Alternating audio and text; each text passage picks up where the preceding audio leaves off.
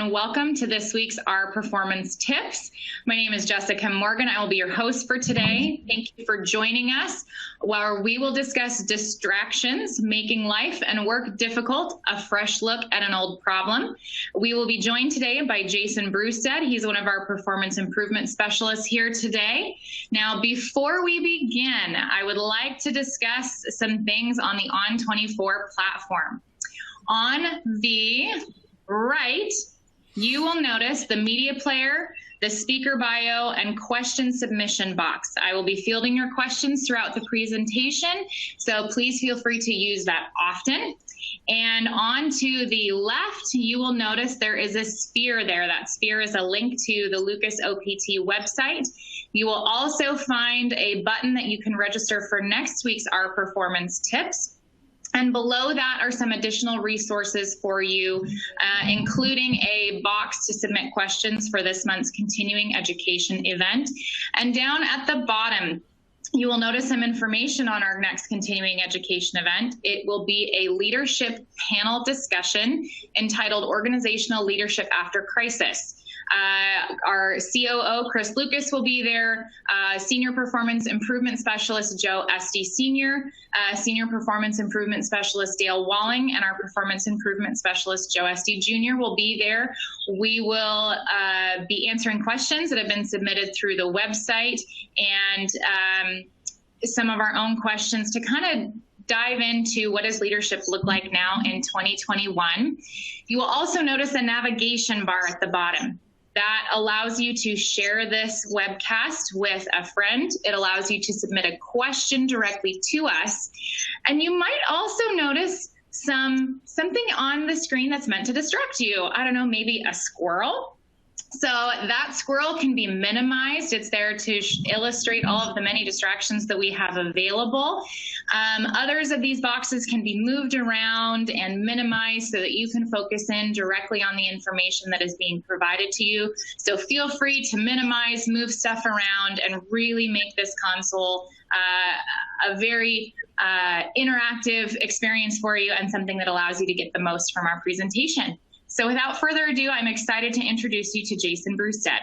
Thanks so much for joining us today. And of course, everybody else. Hopefully you've got a few things here that we can have fun with, talk about. We've got some good stories that kind of take into account some of the distractions and more importantly, how do we overcome those?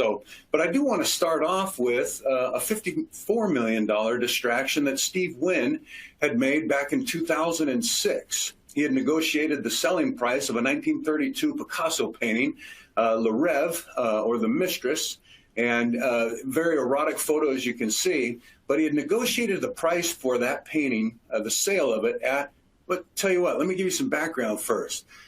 As he was showing the painting prior to the sale of that the next day, Steve was distracted by a couple of things. One was his excitement for the record sale price of a painting.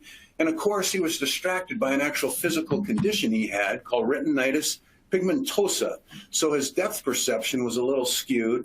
And during those few distractions, he ended up putting his right elbow through the left forearm, or excuse me, through, the left forearm of Lady Marie. And he left a 6-inch tear. And holy smokes, what do you do when you just destroyed, so to speak, a priceless painting? Well, you spend about $90,000 getting it repaired. And unfortunately, you have to revalue the painting, which came in at $85 million. Now, that's not a bad return if Steve bought the painting for, which was an undisclosed price, but they say $60 million. But how would you feel if the negotiated price for the sale of that painting was at $139 million? So even the best of us, we get distracted. So let's move on as we go on. And there's our button there. So, well, we know the mind is designed to be distracted. It's actually a survival thing. So the brain continuously scans our horizon using all of our senses, looking for events of potential interest or importance. So we're in that constant mode of, is something going to hurt me, harm me, enlighten me, whatever the case may be. And if you don't think you don't get distracted, well, did you notice how your rear end feels sitting in a chair, or how your feet might feel because you walked before you joined us here, or maybe the way your jeans touch your leg? No, we dump a lot of information, and we certainly get distracted by many, many things. in addition to that, we constantly scan our environment looking for that most or next exciting thing. And they're called saccades. And the saccades are kind of a herky-jerky motion where we don't continually scan and pick up everything. We kind of do a jerking motion there. Well, in addition to that, and the fact that we happen to blink so our eyes don't get dried out, we can actually switch off our visual senses for up to a quarter of the time, and a lot can happen in between. So something to think about as you go along in life. If you're not familiar with how casinos understand the cognitive side of our attention, this is kind of a fun fact here. You'll notice in this picture of a casino, when you look at the ground, you've got a carpet, and the pattern there is very, very busy. That's tough to look at. There's just too much going on there. Don't like it like that. So we as human beings, well, we're going to shift the way we look. And of course, if we look too high, what are we going to see? Well, we're going to see a ceiling that's relatively boring. And what they've done there is they've ensured that we'll keep our eyes focused in front of us, right where all those flashing lights and bells and whistles and all the fun stuff is at. So they know what they're doing. Slot machines also provide us instant feedback. That's a whole nother topic in and of itself, but that's the reason casinos don't mail you a check, but we'll go on. So that being said, we know that many of us like to believe that we can multitask, and some of us, well, we might be able to tackle that fairly well, but we really don't multitask. What we do is we shift our focus from one task to another. Now, I'll admit we're very, very good at it, some of us better than the others, but we really don't give fully devoted time to multiple tasks. We just aren't geared that way. And unfortunately, when we do try and multitask or shift between a number of tasks very quickly, the cognitive science out there says, hey, we're going to be 50% slower and 50% more prone to mistakes. So we just got to be aware of that as we go into that. In his book, Irresistible, Adam Alter had talked about and discussed that 70% of all office emails are actually read, and I wish we were in a classroom environment because I love to get the answers for these. But if we were to go around the room, a few of you might not answer that with 6 seconds. Yeah, 70% of all office email is read within 6 seconds of hitting the inbox. Now, many workers, they check their email on average about 36 times an hour. Now, in other research there that discusses deep work and getting involved with what you're doing, they figured out that it actually takes about 25 minutes to become fully re-immersed in the task that you were just interrupted in. So just doing the math there, if we've got 25 emails spaced fairly evenly throughout the day, we'll literally spend no time in that zone of max productivity. That could be a problem depending on your business. In another book called The Shallows, Why the Internet is Draining Our Attention, Nicholas Carr. This is actually a runner-up book for the Pulitzer Prize. Fascinating book, highly recommended. He talks also about the fact that email is a huge distraction, and quotes several studies in there that reveal many office workers constantly stop what they're doing to read and respond to incoming emails. Not unusual for them to glance 30 to 40 times a day, or an hour. They'll tell you much less, of course, but here's what happens. Each glance is an interruption, a distraction of thought, a momentary redeployment of mental resources, but it comes with a high cognitive cost. And frequent interruptions scatter our thoughts, they actually weaken our memory, and make us tense and anxious. And I'll share with you a further study on that a little bit later on. Kevin Holish developed an app called Moment. You can kind of see a little bit of the screenshots there. And he did that because he was concerned about the amount of time he was spending on his cell phone. We've all talked about that at one point or another. The app, the way he designed it, it actually did not track time when you were playing music or actually taking a phone call. You were using the phone for its initial intended purpose there. So anyway, Kevin would ask, as he was releasing the app, he'd ask folks, hey, what percentage rate you think your phone use was? And of course, the answer, they were always 50% too low. People using the Moment app, they picked up on their phones on average, you ready for this, 39 times a day. They used their phones about 3 hours a day, which equates to about 20 hours a week, 80 hours a month, or about 11 years of your lifetime. That's on the phone. Now remember, this app was developed for people who were actually concerned about how much time they were spending on the phone. Imagine the folks who don't even care or don't even think that they're being distracted or spending too much time. Once again, something to think about there.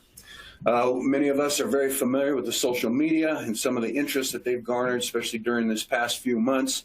And we know without a doubt that Google was designed to distract us. Why? Because clicks equal dollars for them. So, and it's very interesting on that. Nicholas Carr in his book, The Shallows, once again talks about the fact that we've actually have developed or relearned the way we learn or gather information. So, and we need to be careful of that. We're very good at skimming, glancing at information. We become fairly confident fairly quickly that we know a lot, but the problem is the more we use the web, the more we train our brain to be distracted. Many of you might notice that you might look at web pages in an F formation. You might scan the top line, come down a little bit, scan another, and then drop down. If nothing's interesting, because we're always scanning, right? We'll move on to the next website. As Americans, we're into it anywhere between, on average, any website, maybe 22, 26 seconds. We get distracted, we move on. So once again, the bigger problem on that is as we're retraining our brains to gather this information quickly and efficiently, without the sustained attention, our retention falters. And many of us are of the same mindset. Why in the world do I need to memorize anything? I'll just Google it when I need the information there. Might work sometimes, but some industries you really need to set that knowledge as you're going about, especially in any high-risk, high-hazardous industry. Without a doubt, I think we could all agree that COVID was one of the major, if not absolute player of distraction for 2020. We had a lot of unknowns. We had a lot of anxiety, a lot of information coming out, a lot of bogus information coming out. We all know the drill. We were worried about getting sick. We were distracted with loved ones getting sick, or should we go over and visit them? What is this social distance? So we've seen the effects of that. Many industries, on average, yeah, they've had problems. Why? Well, their folks are distracted, and understandably. And certainly life continues to go on as well. Life hasn't stopped just because COVID kicked in. Could you imagine trying to start a relationship when the quarantine process went down for the U.S.? Could you imagine if you were going through a divorce? My heart goes out to anybody who was dealing with relationship issues going into that because a whole new ballgame was entered into that realm. Many folks lost their jobs, huge distractions. And certainly we could go on and on. Kids at school, where many of the home issues come to light if they need to be. A lot more people, teachers, school admin, all that, aware of some of the things that might be happening at home. Now that's not on radar anymore. So who's watching out for that? So it's tough, and we certainly don't want to spend a whole lot of time there. But we know we get distracted. Life doesn't stop. Work doesn't stop, and many of those distractions in each of those arenas come back into play and can really affect us at home or at work. So. That's the part I miss most about being or not being live. I miss the interaction, but I'll certainly take this. And once again, happy to have everybody here. In his book, Kevin Horsley discusses, and he's an international grandmaster of memory. This guy's good. He doesn't get distracted very well because he can get into deep work. The grandmaster of memory, you actually, if you were to take the pi number, 3.14, and run it out to the 100,000 mark, grandmaster memory folks can actually key in 10 numbers in any section of that. So this guy's good. So he understands having attention directed and focused in on any given moment, especially when you really need to. And he talks about that. Hey, conflict pulls our mind in many directions, and I think every one of us here can probably relate with that.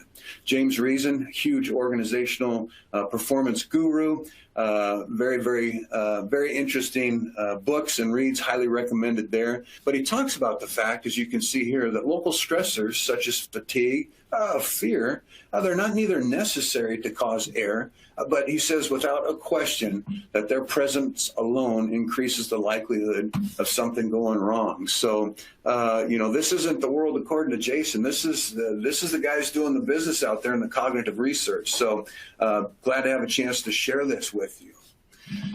The photo that you see here is one taken during the 2019 climbing season on Mount Everest. This photo, not surprisingly, went viral after the Nepalese climber who took it had posted it to his Instagram account. During the 2019 climbing season in the Himalayas, 11 people died, and they were distracted by summit fever, as you can see here in this photo. One of those individuals was Christopher Coolish. He was a 62-year-old attorney from Boulder, Colorado. Now, Chris died at Camp 4, not on the way up, but on the way back down after he had summited Everest. And he was at the South Col at about 26,000 feet when he died. He had spent too much time waiting in what we call the death zone.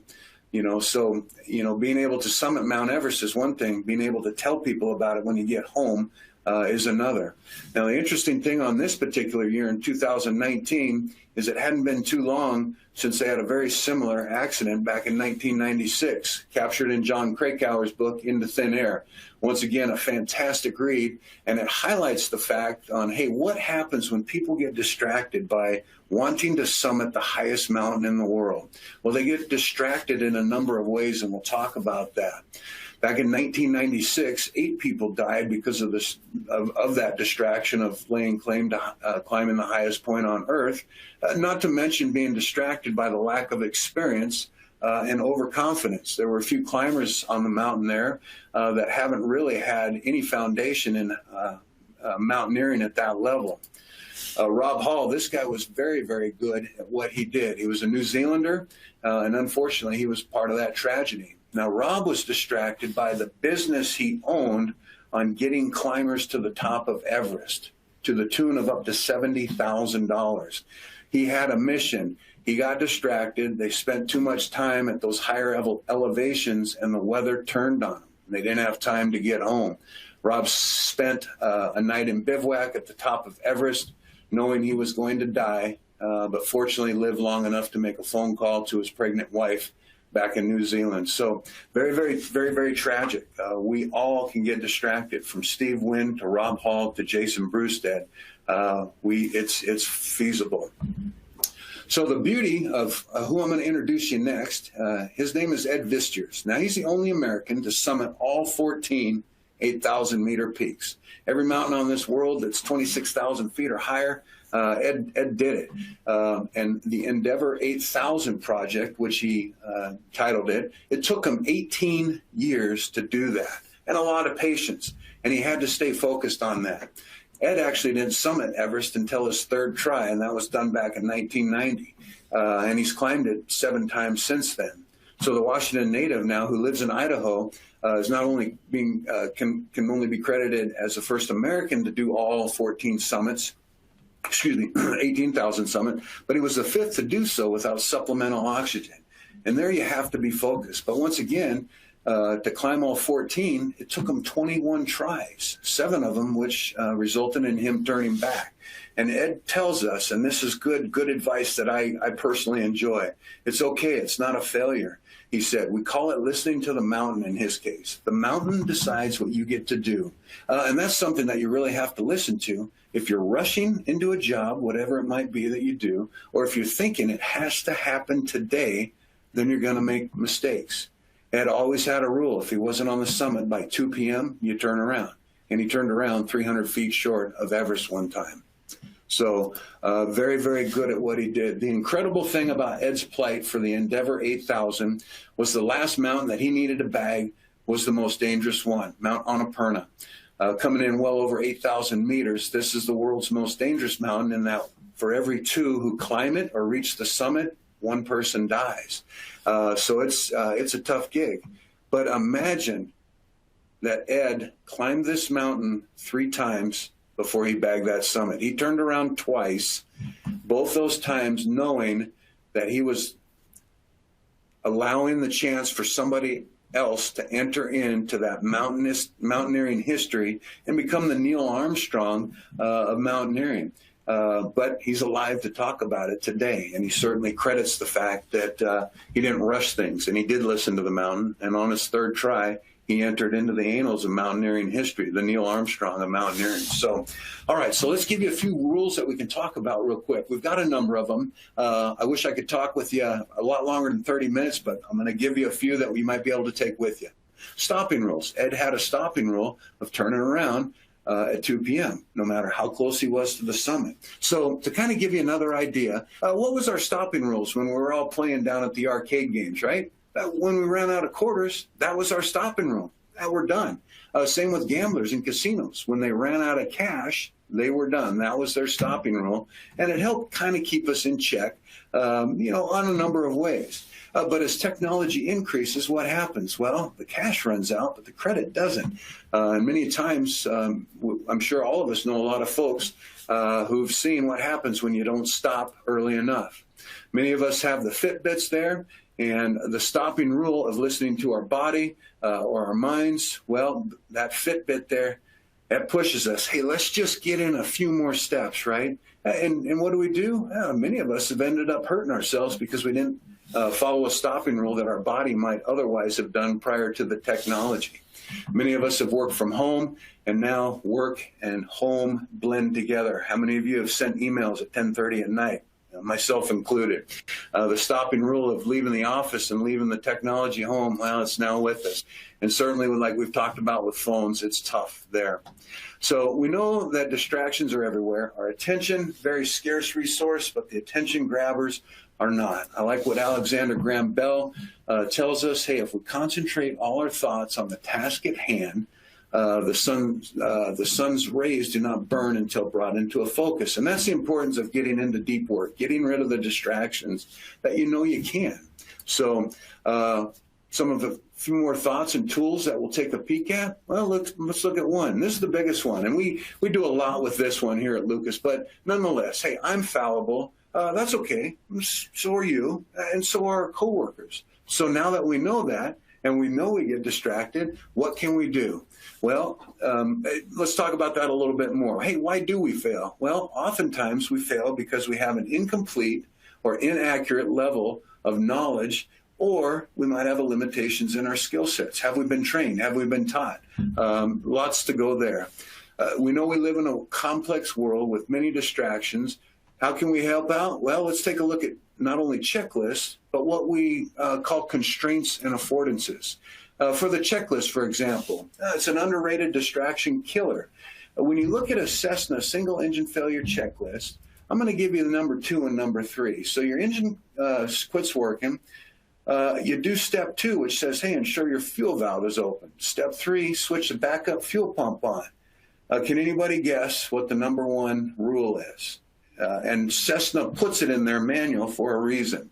Well, that number 1 rule, is fly the airplane. Fly the airplane. Yeah, many pilots get distracted trying to understand, hey, what went wrong? What's going on? And then we have that term, controlled flight into terrain, for a number of reasons. So they forget to fly the airplane. So remember that, fly the airplane when things are going south. Constraints and affordances, the beverage industry, they've done a fantastic job with this. The way the glasses are designed help bartenders out. The distractions of trying to take drink orders are many. We've all been in crowded bars before. Well, the way they've designed glassware helps limit them or afford them, what that drink order might be. He might not have remembered the waiter or waitress saying, hey, I need a martini. But chances are he's not going to put a beer in that. Or chances are he's not going to put a daiquiri into a coffee cup. So there's the affordance and the constraints all at one time. So we've got a lot of those that we'd love to share with you. Speaking of the aviation community, though, we're going to take a quick look at how they do it. They have what you call waypoints, and they're just fairly 4 or 5 digits that come in, or that the pilots will see as they come into approach on a certain airfield. So imagine a pilot who's come in from an overseas flight might not quite remember where he's at. That's understandable. Well, if you're flying into Orlando, as you can see here, those waypoints, the pilot's going to see waypoints that sound like Hakuna, Matata, Tigger, Jasmine. Oh, yeah. Well, it's got to be either Disneyland or Disney World, right? So that was one of the affordances at the Aviation, one of the many that they've afforded their pilots there in order to help limit distractions. So with that, I want to share one last story with you, or tool, according to the attention restoration theory, which is out there. I was kind of surprised when I first read about that. But when people aren't bombarded by external stimuli, their brains can, in effect, actually relax. And they aren't taxing them so long where they're, working their memories by constantly processing a stream of information. And it really helps limit those distractions. So, going back to the email thing, back in 2012, we had 3 researchers that wanted to see the effects of folks when they isolated them from email. It was actually tough for them to find volunteers, but they did. But what they found out was that they quickly took to walking around the office more often. They went outside about 3 times longer. They actually became better workers. They were switching tasks less often, spending longer on the task at hand, and they were actually healthier. Their heart rate varied more. Our heart rates tend to rise and fall with email, and we're in a high state of alert readiness, always checking that email. So hopefully there's just a few tools for you here that you can take away and apply as you head back into life and work. But I can't thank you enough for joining me today. Once again, thanks to everyone out there, brothers and sisters in arms and fellow service members. Thank you much. And with that, I'm going to hand it back to Jessica for any questions you might have out there. Thanks, Jess. Thanks so much, Jason. That was great. I did have a couple of questions that came in. The first one, you mentioned several books throughout the presentation today. Is it possible to get an email list sent out of those books that you mentioned? Oh, would absolutely love to do it, Jess. I'll even over-inform you with other books there. I've actually got a sheet.